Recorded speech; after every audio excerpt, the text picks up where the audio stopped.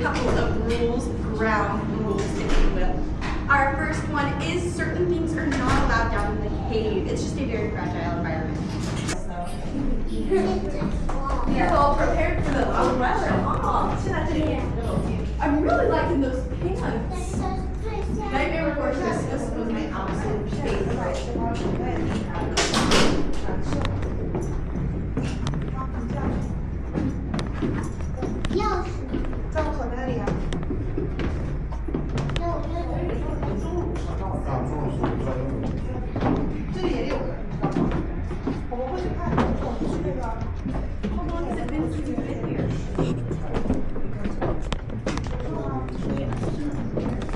Years. Probably about 2. I haven't been here since I was like her age, so. And I haven't been here ever since I was 5. And I'm 7. No, we're gonna see it. A few years. Probably about 2. I haven't been here since I was like her age, so. And I haven't been here ever since I was 5. And I'm 7. No, we're gonna see lots of cool things. Maybe we can remember some. Welcome down, everybody. We're just gonna gather into this room right here. There's a hole. Yeah. Perfect. Well, officially welcome down into Crystal Cave, everybody. Once again, if you forgot my name, that's no problem. My name is Mel. I got this name tag. If not, you can call me whatever your heart desires. Now, before we continue any further, just a couple more things about our cave.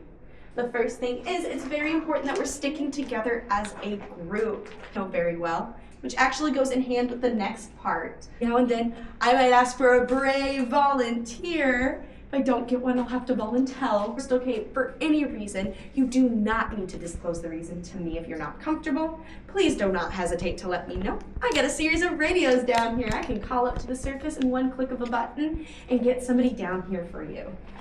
Any questions so far? Perfect. Well, this is one of those moments I'm going to need a brave volunteer. Do I have one? Perfect. And what's your name, hon? Anya. Alrighty, Anya. In just a second, I'm going to turn on the lights down there. After I do, you're going to walk us down this ramp, and you're going to gather us all into this room right here. Think you can do it? I trust you, okay? Well, Anya, you may lead our way.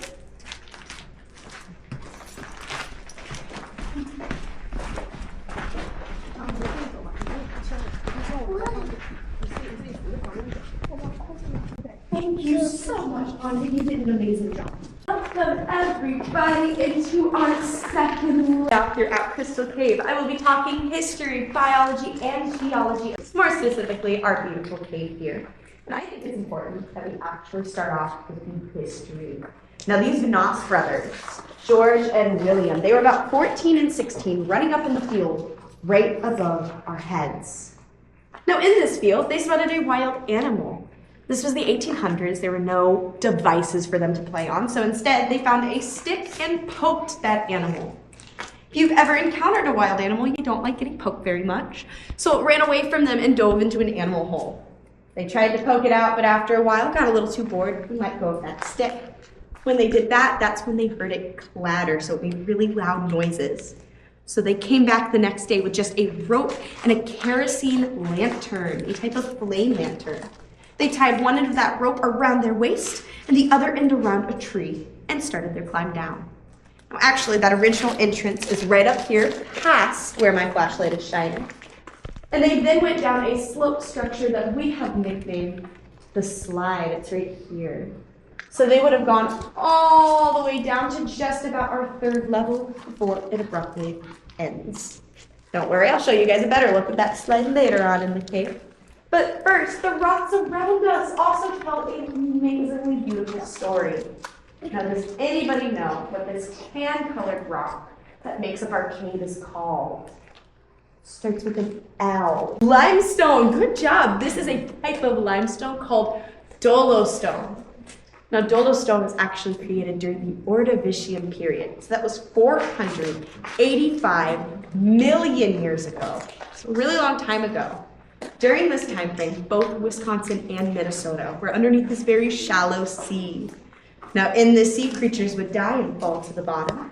And as these layers would stack, they'd compress, squeezing out any and all water, creating the beautiful rocks around us. Now, I'm sure some of you guys have heard the term sedimentary rocks.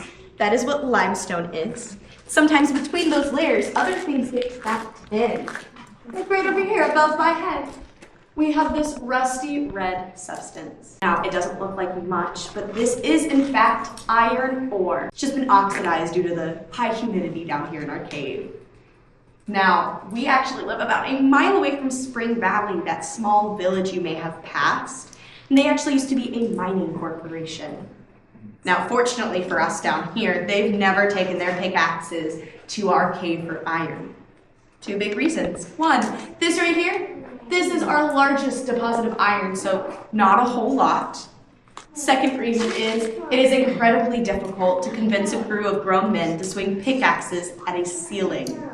They all said no and we gave up after a while. Now close by it, we have this right here.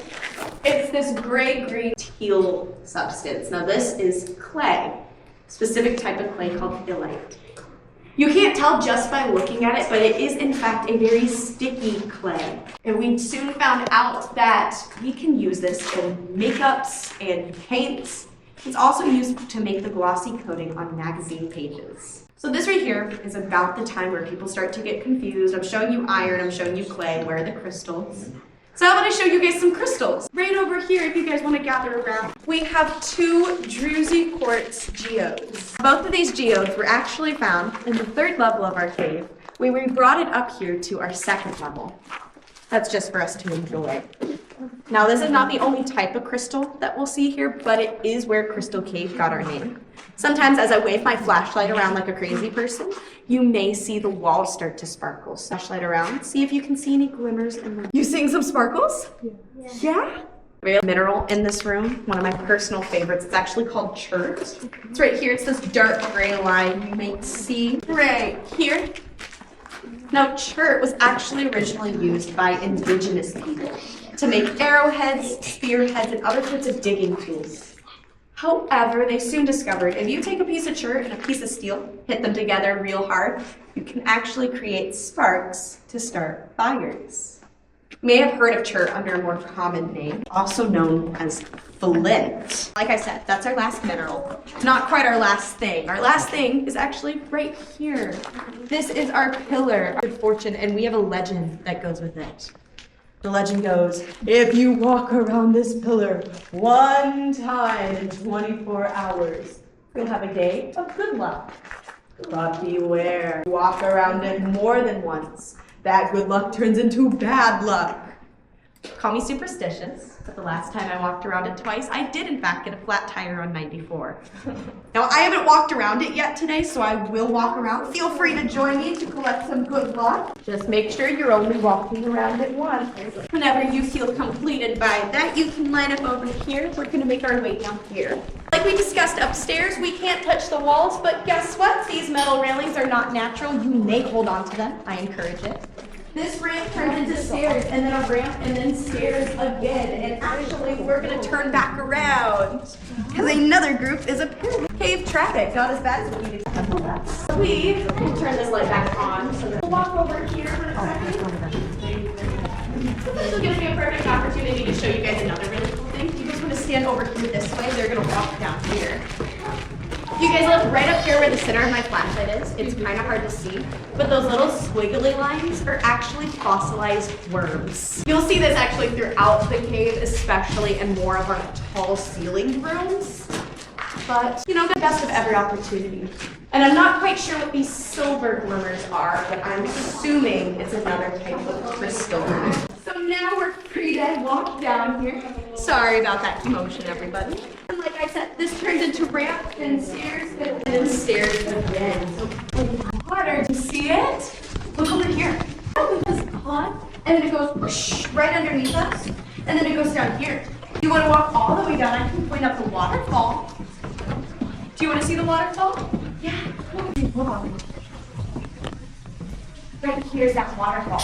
Makes amazing white noise, or if you guys are already tired of my voice, you can just pay attention to that. Now, welcome everybody. The reason why we're stopped so precariously on the staircase is because I want to show you that slide. Now, once again, the Vanasse brothers would have entered right about up here, and they would have went down this structure right here. They would have gone all the way down, would have stopped right about where this rock wall is. Now, it's not because they ran out of rope or got scared or anything. In fact, it's because 12 to 20,000 years ago, the glaciers started to melt.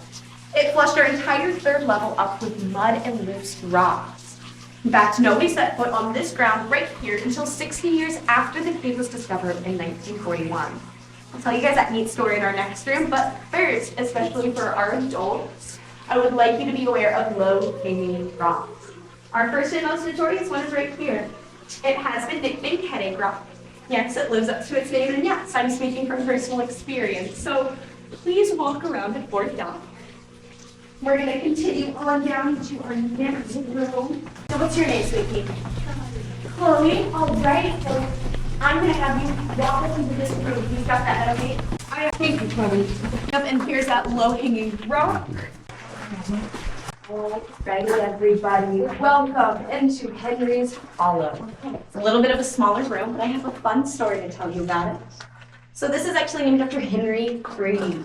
He and his wife, Mary Freed, were both geologists who ended up falling in love with Crystal Cave and purchased it in 1941. Shortly after purchasing, they were the ones who hired a crew of workers to come down with picks, shovels, and wheelbarrows to clear out all that loose mud and rock. In fact, those loose were then taken upstairs and used to make the gift shop upstairs. Those are made out of cave rocks and was also created in 1941. This whole process took about a year. We opened in the summer of 1942. We've been open fairly consistently since then. I kind of have a strange question. Has anybody been dripped on yet today? You have? Well, if it hasn't happened yet, chances are it probably will. You're a very moist cave. These are called cave kisses. It's the cave welcoming your group on down.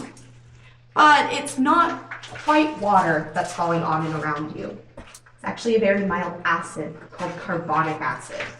Now, before you panic, it's completely safe for the skin, hair, nails, and to ingest. In fact, I know I love drinking carbonic acid. You can find it in sodas, poppies, Olanis, Monster Energy drinks, Red Bulls, anything with carbonation in it has carbonic acid.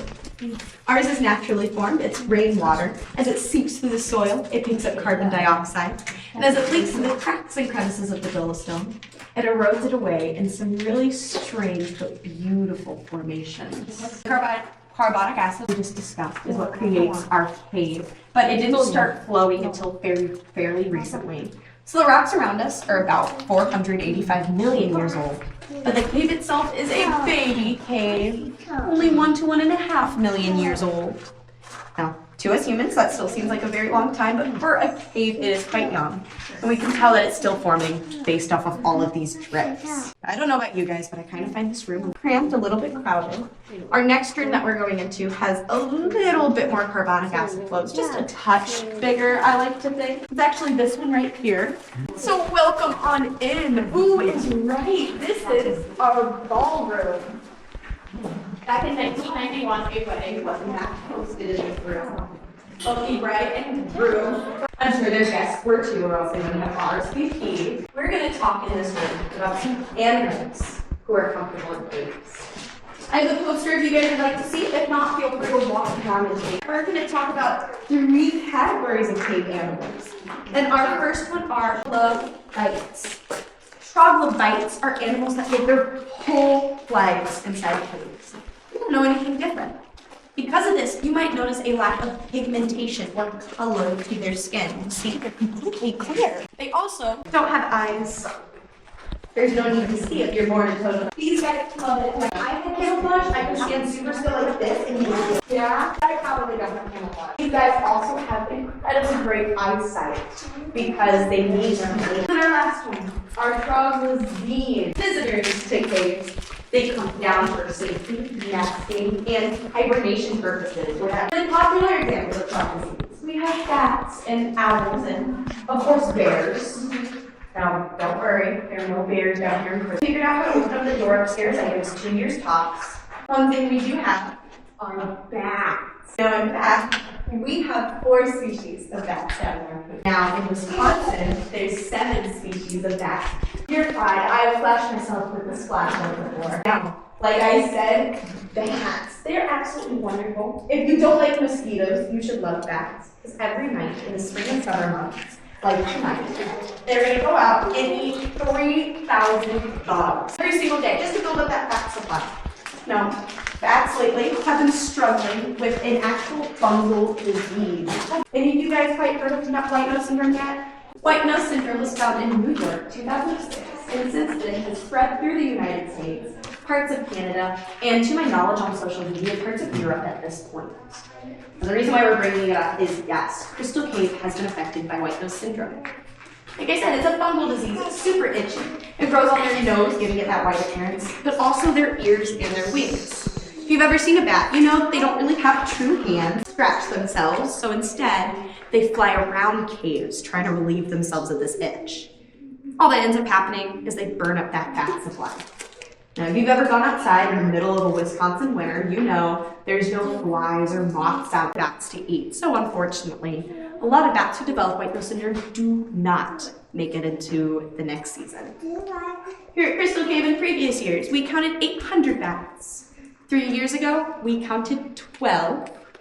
This year, we have a couple dozen, which doesn't sound like a big improvement, but bats have one baby called a pup every year. So the fact that those numbers have climbed up give us some hope.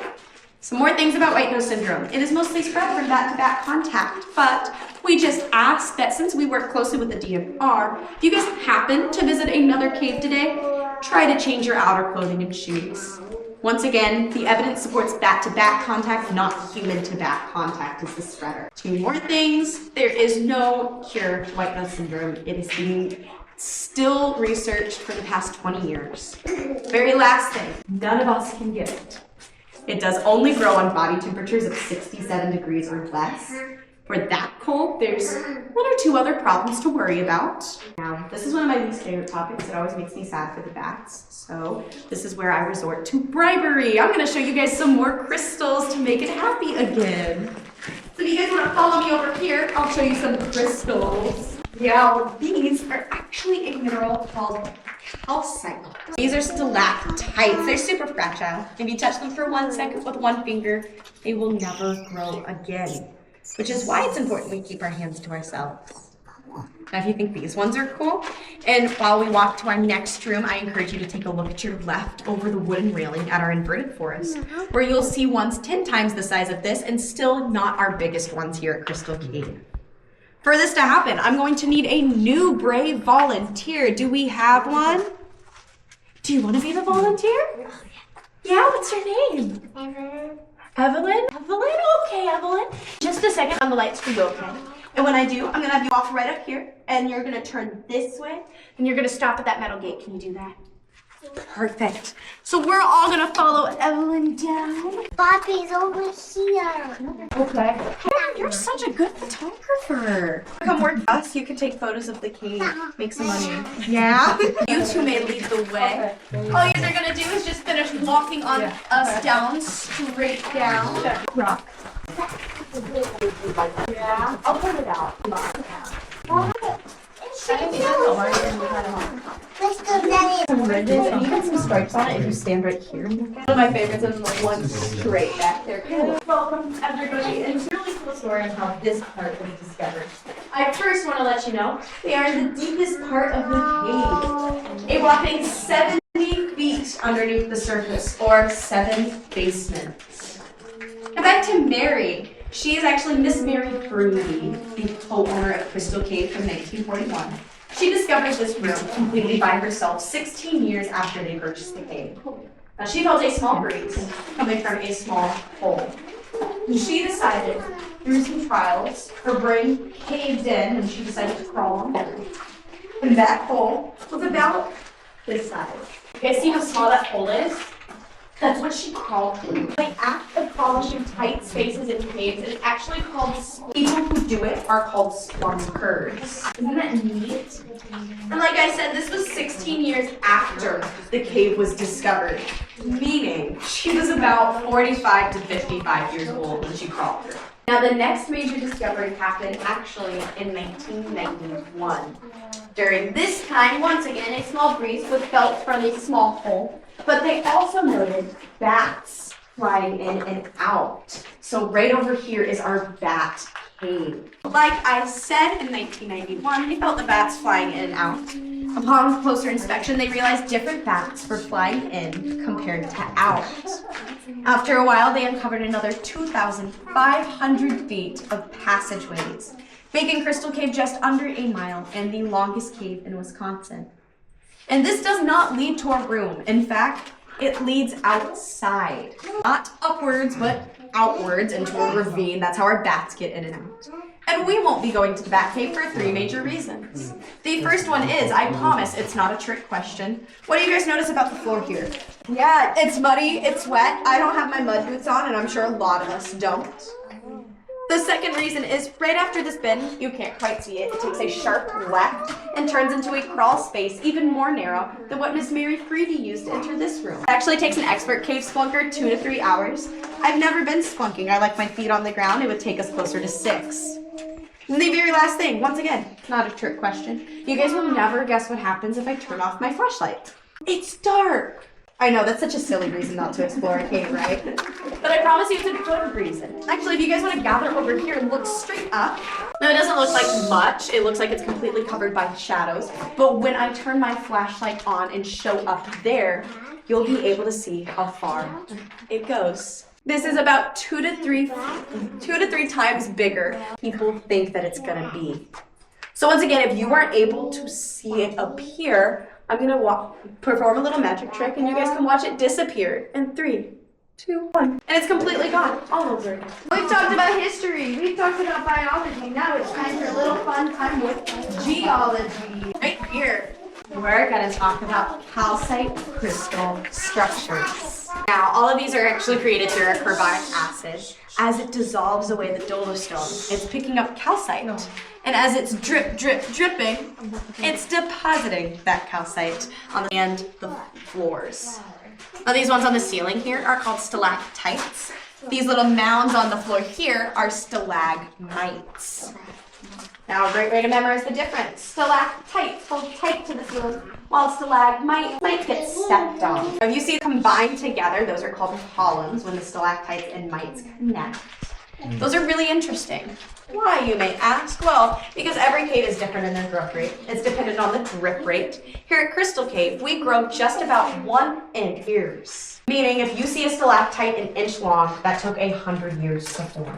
This isn't the last type of calcite crystal structure in this room. It's actually a little strange looking, so keep an open mind. This is called flowstone. It kind of looks like melted vanilla ice cream, right? This is made when that calcite is hitting sloped edges, like floors or walls, and making this slit-looking pattern. Now, like I said, it's the last calcite crystal structure in this room. In fact, I have a question for you guys now. I want you to raise your hand if you think we'd survive a tornado right now. Yeah? You do? Anybody else? Well, guess what, Anya? You are absolutely correct. Good job. We would survive a tornado down here. Not only that, but we wouldn't hear it. We wouldn't feel it. No dust would float off the ceiling. That only happens in movies. We would have no idea unless we walked all the way back up that staircase and saw the gift shop blowing around with our cars. Don't worry, I'll use my good luck today to make sure that doesn't happen. And I can actually confirm this story because last week when we were under a tornado warning and the sirens were going off, we had a group down here. When they came back up to the surface, they were very confused as to why everybody was talking about bad weather. They did not hear a thing. So, like I said, we are super safe down in a cave, so you shouldn't be nervous to be down in one. Now down here it actually leads to a dead point to make it to our next room, our ghost room. You guys want to follow me on down? So we're gonna gather in. I wouldn't go much further than Anya in the plaid shirt because I have something cool to show you guys. Perfect. Now welcome everybody to our ghost room. I'm actually going to show you our ghost face. He's right here. His eyes, his mouth, and his hand. He's waving hello. He's a very friendly ghost. And he was actually found by for you guys, because sometimes my flashlight. Like I said, he was found by Miss Mary Freedy. She snapped a photo of him. It was the 40s, so it was a black and white postcard. And they mailed it out to people. People actually assumed there was real paranormal activity down here. Spoiler, there's not. But they decided they liked our cave anyway, so good on us. No, don't get me wrong. I love this little guy. But it would be a very boring room if we just talked about him the whole time. So instead, we're going to talk more about science. Yay! Now, I promise this one is really... We're going to talk about what makes a cave a cave. Why is it different? Mine shaft or an animal burrow? Well, I'll tell you. With our first rule. Our first rule of caves have to be naturally formed. We talked about the carbonic acid. That's what made all of the really cool layers and structures you see in this room here and every other room we've been in. Now, animal burrows and mine shafts are dug out by hands or paws, so those are not considered caves. Our second one is it has to be large enough to permit the entry and exit of people. Fancy way of saying people have to be able to come down into our cave. Guess what? We're down here. The second part of that is that we have to be able to leave the cave. And I know how to open up a door. Fairly certain we can leave. That's why anthills aren't considered caves, because, once again, not naturally formed, and humans can't squeeze in there. The third one, the last one, this is actually the one that we haven't proven yet on our tour. And that's parts of the cave have to be devoid of any and all natural light filtration, which is a fancy way of saying parts of the cave have to be totally dark, which is a fancier way of saying, I'm gonna turn the lights off. Perfect. So, if you are scared of the dark, no shame. If you're super scared, you can hold on to the hand of somebody. If not, you can close your eyes super tight and you won't be able to see the darkness at all. I turn off these lights. I'm going to keep my flashlight on so that you guys know where I am at all times. I'm going to walk backwards out of this room. I don't suggest walking backwards in a cave ever, but I know this cave very well and I have fairly good health insurance. One more thing is I suggest standing still. Our cave is wonderful. It is beautiful. It is not magical. The rocks will not turn into pillows and they will still hurt like rocks even with the lights out. So I'm going to walk back here. Now those lights are off and I'm going to walk back in with my flashlight. I recommend that all devices turn off. I think yours is good. I'm not seeing any light from it. So I'm going to turn this off in 3, 2, 1. Now, if you're super scared of the dark, if you look behind you, we do actually have a guest in the ballroom right now. If not, if you look this way, you'll be able to see that total darkness. Now, there are only 2 places in the whole world where this darkness is naturally occurring. First one is caves. The second one is actually bottom of the ocean. Mariana's Trench is a perfect example of this, in fact. Now, if you guys want to take your hand, wiggle your fingers in front of your face. Be able to see anything because there's no light to bounce off the surface of your skin back into your eyes. Now, I've discussed the Vanoss brothers so much that I'm sure you guys will remember that name in your sleep, but we're going to talk about them one more time. So they came down with a kerosene lantern, and I'm going to show you just about how much light that would have given them. So imagine you're about 14 years old, wandering down into a brand new cave you've never been in before with your brother. They rope around your waist and just about this much light. So this is barely enough to see right in front of you. You see that. So quite dark. I want you to compare it to this. My flashlight, which illuminates this entire room with one bulb. That's because cave exploration equipment has gotten much better lately. A lot of people won't go into a cave without a flashlight and multiple sets of batteries, headlamps, and other sorts of protective gear. Which is why I think it's really cool that they came down with a flame lantern. Because at any point, a gush of wind could have blown that flame out and we would have been in total darkness like we just were. Now, how many of you guys like fossils? A couple of people? Yes, that makes our next room so much less awkward because it is our fossil room. I'm going to walk out and turn on the walkway lights. I suggest that we stay still until they're on. So once again, I'm going to back on out and keep my flashlight angled like this. And those walkway lights are on if you guys want to follow me. We're going to walk on down this way here. Yeah, this one right here kind of blends really well, which is why I like to point it out to people because I've hit my head on that one a few times as well. So welcome all in to our next little part of Crystal Cave. So we're going to talk about some fossils that lived during the Ordovician period, so about 485 million years ago, older. The first one we're going to talk about is our cephalopods. Cephalo meaning head, pod meaning foot, because there's their head, there's their foot, or tentacles. that shell on their heads. That's what we're gonna focus on. They were born with this shell and they grow with the shell. Those lines here are shell divisions, representative of a period of growth. Now, why am I harping on this so much? Because our fossil shows those shell divisions. So right up here towards the top, right up here, you'll be able to see those lines.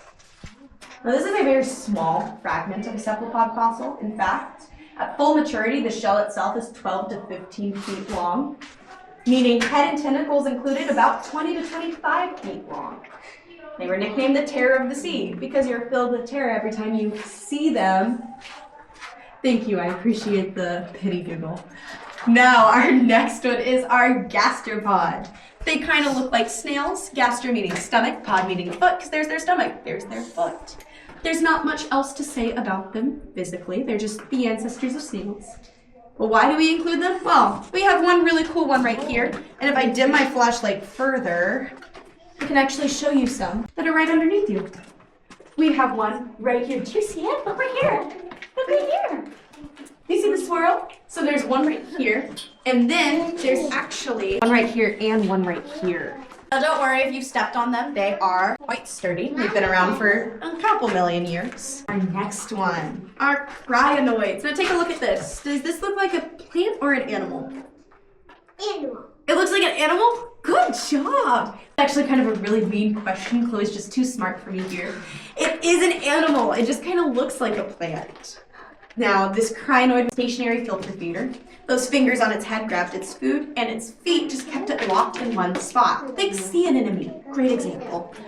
Now, crinoids, because scientists love the everyday people so much, they have nicknamed its body its stem. But it is an animal. For the most part, the crinoid stems would break apart when fossilized. Kind of looks like Cheerios. But we got lucky enough to get our hands on an example of a full crinoid stem. Now don't worry, I will walk this around to everybody.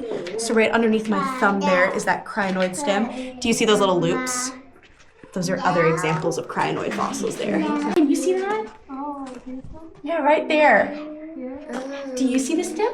You see the stem there? Here, I'll move my flashlight away a little bit so you can take photos. Did you get one? There. Perfect. Was everybody able to see that? Wonderful. And then our last one, my favorite. If you're from Wisconsin, this is actually a Wisconsin state fossil, the trilobite. Tri means three, lobite means lobe. So 1, 2, 3. This guy is actually from Morocco, a desert, which is quite interesting because he is an aquatic animal. Now, like I said, this guy from Morocco, if you can't tell, he has a sweet tan and really cool dance moves he picked up. He's also very friendly today. I did bribe him with some Starbucks. And he told me that if you guys are super duper gentle, you can use 2 fingers and pet him. Now this is one of the very few fossils in the cave that you're allowed to pet. I'll walk it around to everybody, do not worry. And his name is actually Tony. Tony the trilobite. You want to touch? Whoa!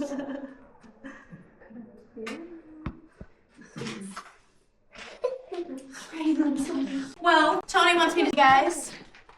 Thank you so much, and you guys all look really cool. So we're gonna give a big wave to Tony. Goodbye, Tony. Don't worry, I'll see him tomorrow when I give him some more Starbucks. So we're gonna walk on through here, where we're gonna stop and look at some calcite crystal structures in our next room. In our next room, if you use metal railing, you'll be able to capture a lot more of the crystals. So we're gonna gather into this tiny room for just a minute here. So feel free to gather on in as I point out some crystal structures. And our first are kind of fake stalactites. So we have some here, and we actually have a couple right over here as well. And like I said, they're kind of like stalactites with one major difference. Hollow in the middle. They have been nicknamed soda straws. Get it? Because carbonic acid goes in the middle like a straw. Now, these right here are super fragile. You might notice that some of them look broken off. That's because they have broken off. And no, for the first time, it's not due to human error. These guys only reach a couple of inches before breaking off due to their own weight. They're super fragile. Our next one is my personal favorite right back here. It's that cave ribbon, that silky stuff, almost looks like a ballerina's ribbon. As this carbonic acid is depositing calcite, it does so on a slight slope, making a very flowy ribbon. And then a very specific type of cave ribbon. It's actually right here. It's got some bumps on it. If you guys saw the spiny looking one in the entrance of Mary's Maze, this is another example of that. You may notice there's some discoloration to it, and that's because this is called cave bacon. The impurities in the calcite cause little stripes and give it the edges of almost like cooked bacon. Caveman's favorite breakfast food. Now, this is the last calcite structure in this room. This is kind of one of our shorter rooms. It's been in, which is very ironic because this is not our last room. In fact, our last room is after this one. So this right here is Charlie's room. As we walk through, please make sure to duck underneath the entrance. I'm a little bit on the shorter end, even I have to duck a little bit. It is very low hanging. So please make sure you're walking your heads. Welcome everybody into Charlie's room. Now Charlie is actually best friend. He's a caveman. If you don't know what a caveman is, the man who lives in a cave. Now Charlie, like most cavemen, his favorite thing to do was boat racing. The only problem with this was Charlie was really bad at it. He lost but no fear, Charlie was a brilliant caveman who came up with a very special invention. So the next time his buddies went into a boat race, he put his invention on, he started it up, and he flew right past his friends. He flew right past the finish line, and before he celebrated, he realized, I don't know how to stop it. He kept speeding up until boom! He crashed. Now, poor Charlie's boat absolutely destroyed his room. I mean, look at all the damage. He was very about his rock and roll coasters. Back here, we actually have his special invention saved. So right here, I'm going to outline it. What does that look like to everybody? Oh, mama. Can you say that? Boat motor! Good job! How'd you know that? You guys just too smart, huh? Yeah. This is a boat motor. Charlie's very... It's actually electric. And one thing it's missing. The propeller. Now what we think happened is the propeller went whoosh, made those cool little indents that you see there. Now during all this commotion, which bad for him, but great for us, because now you guys get to see what he looks like.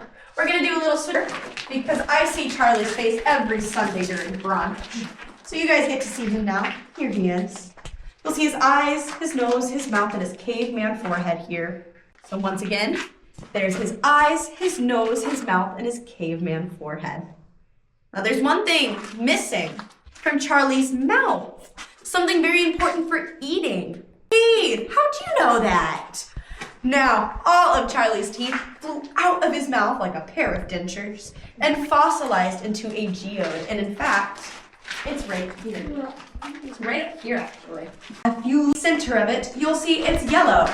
That's because cavemen didn't know how to brush their teeth. Don't be like Charlie. Remember to brush your teeth. Here, I'm going to take my flashlight off for a second because I do know that my flashlight is a little too bright for most phones. I'm actually going to stand over here just in case you guys want to come closer. So right here, there's Charlie's little dentures. It's okay, we made him some cave rock teeth later. Yellow, because he didn't brush his teeth. Gross, right? Now one more thing, you guys might have already seen this. Charlie grabbed onto the wall with all of his might. Do you want to know where his fingerprints are, or can you point them out? Good job, they're right here. Now Charlie grabbed onto the cave wall, leaving his 4 fingerprints right here. If you look closer, you may see a gray blackness. It kind of looks like it doesn't belong. Now, unfortunately, that's because it does not belong. That's due to the oils on our hands. That's that discoloration. Now, unfortunately, wherever you see this discoloration, the rocks will not grow. Which is why in our next room, it is super important that we're not taking anything from the cave wall, but more importantly, that we're not putting anything on the cave walls. Now, if you've never been to Crystal Cave, I sound crazy. I promise I'm not. It'll make sense in our next room. 2 more things. We're gonna have to pass Headache Rock again. It's still low hanging. It is still made out of rock. If you had to duck the first time, you'll have to duck the second time. And then the very last thing is the entrance of our next room. There's a 3-foot wide, really low hanging rock. Most of us will have to duck. I've even had 2nd graders have to duck under it before. So I will point that out with my flashlight. Looks like there's a group on the staircase, so right after they're done leaving, we're gonna walk out. For now, I got some fun facts about this room right above us. Do you guys see those cracks? Yeah. For the most part, it makes a lot of people nervous. Don't be. These are something called fossilized cave cracks. when that ocean floor, or sea floor, more importantly, sea floor, drying up and re-moisturizing, it actually fossilized into these cool cracks. In fact, if I were to take my flashlight and toss it up there, it would not budge. I'm not going to do that because I love our cave and I don't want to damage it, but I could and we would be completely fine. You also may see some smaller examples of it, like right here. You'll see some almost ribbing, it looks like cross-hatching. Those are more examples. So like I said, right after this group is done passing by, we're going to duck under heading rock. So make sure everybody's looking out. We're just going to wait one more second. Ready? We're all good to head on.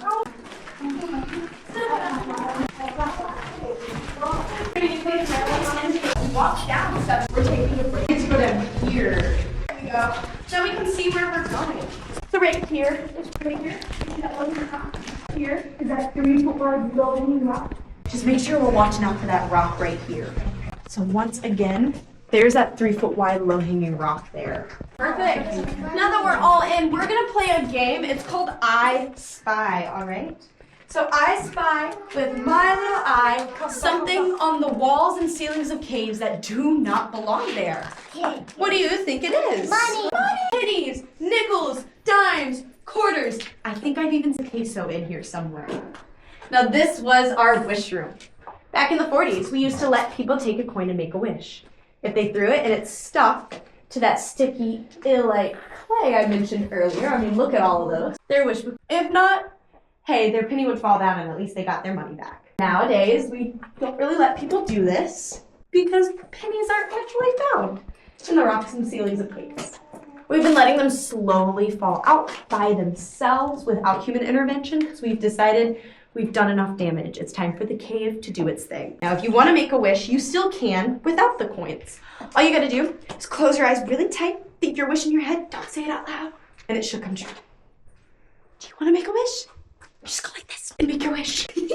She was not interested in that. Now, it looks like everybody's all finished up with their wishes. So right behind us, we have this row of rocks and minerals. Now, I understand that right now it doesn't really look the coolest, but underneath this UV black light I have, it's going to glow bright neon colors. Now, if you want to take photos or videos of this, I actually encourage it. I would just make sure that the flash is off for it because the flash will not capture it, unfortunately. So if you guys want to get into a comfortable position, the lights will have to go off for this to happen. So just make sure you can see all of these rows and rocks and minerals, including our little franklinite in that corner there. Everybody good? Perfect. Well, I'm going to turn these lights off in 3, 2, 1. I'm going to do a quick pass of all of them just for us to do. Now, we're going to briefly talk about them, starting off with our green quartz right here. Now, quartz, like I mentioned at the beginning, is what gave Crystal Cave our name. It's the 2 geodes we saw and what Charlie's teeth turned into. Next to it, we have our blue hydrozincite and our neon green willemite. Behind that, we have wernerite. It's actually used in jewelry making today. Next to that, calcite. This is what made our stalactites, mites, cave bacon, and our soda straws. So you'll see we have this teal one, kind of looks like a butterfly. This red one kind of looks like hot coals when I move it. And our pink one. Now our pink one, we're actually going to special. Right over here, we have our blue-purple fluorite and our yellow fluorite. Fluorite is found in toothpaste and mouthwashes, something that Charlie probably should have used, yeah? Well, next to that, we have halite. It's a plastic baggie because it dissolves in liquids. And actually, I love to eat halite. I'll give you guys a hint. I sprinkle halite on my French fries. You know what it is? If you do, that's a really good guess. You're really close. It's actually salt, table salt. And right behind that, we have slag. Not a naturally occurring mineral. In fact, it is a byproduct of manufacturing, but we do live about a mile away from Spring Valley and included it as an important part of our history. And our very last one, over here, we got our franklinite, named after Franklin, New Jersey. Orange bits are manganese, and those green specks are actually zinc. Now, like I said, these are fluorescent. Well, not all of them. Actually, I kind of fibbed. This pink one is not fluorescent. It's something called phosphorescent. Now that means when I turn this light on, to glow in the dark. So what I'm gonna have you guys do is I'm actually gonna have you give a 3, 2, 1 countdown. Can you guys do that? 3. Ready? Yeah, go. 3. 3, 2, 1. Do you guys see it? Yeah. If you blink a couple of times, you may be able to see it. I actually don't know the science behind that. I just know that it works. Can't see anything. Yeah, I'm not sure I can really see anything either. I think I'm going to have to turn the lights back on then. So what I'm going to have everybody do is if you guys want to look down at the ground or shield your eyes in some way, because these lights are going to turn on in 3, 2, 1. Good job, everybody. Well, thank you guys so much. This was, unfortunately, our last room of the day. But before we go up, I have a couple of fun things to tell you. First one is we have comment cards upstairs. If you fill them out, it tells us what we're doing right and wrong here at Crystal Cave. I encourage you guys to fill them out. Those are by the registers, but also by the registers, we have postcards. If you fill those out, send it to any friends or family you want. Write a little message on it. Drop it in our Dropbox. You do not have to pay for the postcard, and you do not have to pay for the stamp. We mail it out completely for free. And before you ask, you do not have to fill out a comment card in order to do the postcard. You can just do the postcard if you really want. All right? And it's completely free. Who doesn't want a free souvenir? Now, I have to use my little radio. Call up, let them know we're coming, so I'm going to do that real quick. This is Mellow in the Wish Room on our way up. Did you hear that click? Now, that actually means we're good to go. So, like I said, we grow an inch every 100 years. It has not been 100 years. This is still a low-hanging rock. It's still 3 feet wide. It still will hurt like rock. Why? Because it's made out of rock. Please remember to duck. No. Why not? Why not? Why not? All right, guys. Third time. We're going to go over to the side near this wooden railing. While we let our new friends come on down. Enjoy your cave tour. Thank you. So don't worry if you guys aren't quite done with me yet. As we walk on up there, I'm actually going to show you the original entrance to the Noss Brothers Studios. So we're going to walk on up.